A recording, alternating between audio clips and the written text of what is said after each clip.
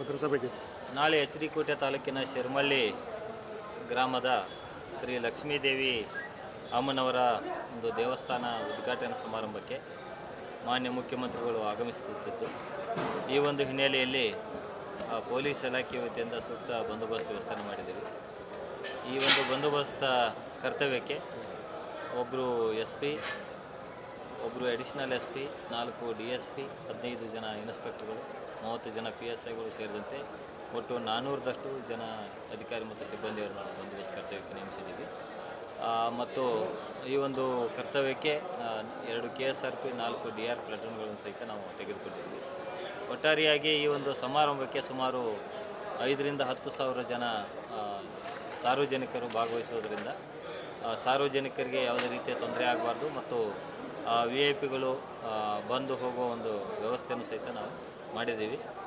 ಪ್ರತ್ಯೇಕವಾದ ಪಾರ್ಕಿಂಗ್ ವ್ಯವಸ್ಥೆಯನ್ನು ಸಹಿತ ಮಾಡಿದ್ದೀವಿ ಮತ್ತು ಪ್ರತ್ಯೇಕವಾಗಿ VIP ಗಳಿಗೆ ಮತ್ತು ಜನರಿಗೆ ಕೂತ್ಕೊಳ್ಳಿಕ್ಕೆ ಒಂದು ಸಪ್ರೇಟ್ ವ್ಯವಸ್ಥೆಯನ್ನು ಸಹಿತ ಮಾಡಲಾಗಿದೆ. ಒಟ್ಟಾರೆಯಾಗಿ ಯಾವುದೇ ರೀತಿಯ ಅಹಿತಕರ ಘಟನೆ ನಡೆಯದಂತೆ ಎಲ್ಲ ರೀತಿಯಿಂದ ಕ್ರಮಗಳನ್ನು ನಾವು ತೆಗೆದುಕೊಳ್ಳಿ. ಸರ್, ಇದೊಂದು ಖಾಸಗಿ ಕಾರ್ಯಕ್ರಮ ಆಗಿರೋದ್ರಿಂದ ಏನೋ ಸ್ಪೆಷಲ್ ಏನು ವಿಶೇಷ ಭದ್ರತೆ ಇರುತ್ತೆ ಸರ್? ಇಲ್ಲ, ಮಾಮೂಲಿ ಏನು ಮಾನ್ಯ ಮುಖ್ಯಮಂತ್ರಿಗಳ ಒಂದು ಭದ್ರತಾ ಶ್ರೇಣಿಗೆ ಅನುಗುಣವಾಗಿ ಏನೆಲ್ಲ ಕ್ರಮಗಳನ್ನು ಅನುಸರಿಸಬೇಕು ಮತ್ತು ಏನೆಲ್ಲ ಸಿಬ್ಬಂದಿಗಳು ಎಷ್ಟು ಮಟ್ಟದಲ್ಲಿ ಹಾಕಬೇಕನ್ನೋ ಒಂದು ಶ್ರೇಣಿಗೆ ಅನುಗುಣವಾಗಿ ಪದ್ಧತಿಯಂತೆ ನಾವು ನೇಮಕ. ಸರ್, ಅವ್ರ ಪ್ರವಾಸದ ವಿವರ ಯಾವ ರೀತಿ ಇದೆ ಸರ್? ಡೈರೆಕ್ಟ್ ಇಲ್ಲಿಗೆ ಬರ್ತಾರೆ ಇಲ್ಲ ಮತ್ತೆ ಬೇರೆ ಕಡೆ? ಇಲ್ಲ, ಮೈಸೂರು ಜಿಲ್ಲೆಯ ವರ್ಣಾ ಕ್ಷೇತ್ರದಲ್ಲಿ ಒಂದು ದೇವಸ್ಥಾನ, ದಂಡಿ ಮಾರಮ್ಮ ದೇವಸ್ಥಾನ ಪಿಲ್ಲಳ್ಳಿಯಲ್ಲಿದೆ. ಆ ಒಂದು ದೇವಸ್ಥಾನ ಉದ್ಘಾಟನೆ ಮಾಡಿ ಅಲ್ಲಿಂದ ನೇರವಾಗಿ ಇಲ್ಲಿಗೆ ಬಂದು ಇಲ್ಲಿ ದೇವಸ್ಥಾನ ಉದ್ಘಾಟನೆ ಮಾಡಿ ಸಮಾರಂಭ ಅಟೆಂಡ್ ಮಾಡಿಕೊಂಡು ಮತ್ತೆ ವಾಪಸ್ ಮೈಸೂರಿಗೆ ಹೋಗಿ ಅಲ್ಲಿಂದ ಬೇರೆ ಜಿಲ್ಲೆಗೆ ಹೋಗೋ ಪ್ರಯಾಣ. Thank you.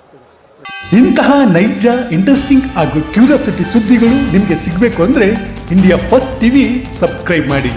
ಒಂದು ಲೈಕ್ ಕೊಟ್ಟು ವಿಡಿಯೋ ಶೇರ್ ಮಾಡುವ ಮೂಲಕ ನಮ್ಮನ್ನು ಮತ್ತಷ್ಟು ಪ್ರೋತ್ಸಾಹಿಸಿ. ಇಂಡಿಯಾ ಫಸ್ಟ್, ನಿರ್ಭೀತಿಯಿಂದ ನಿಮಗಾಗಿ.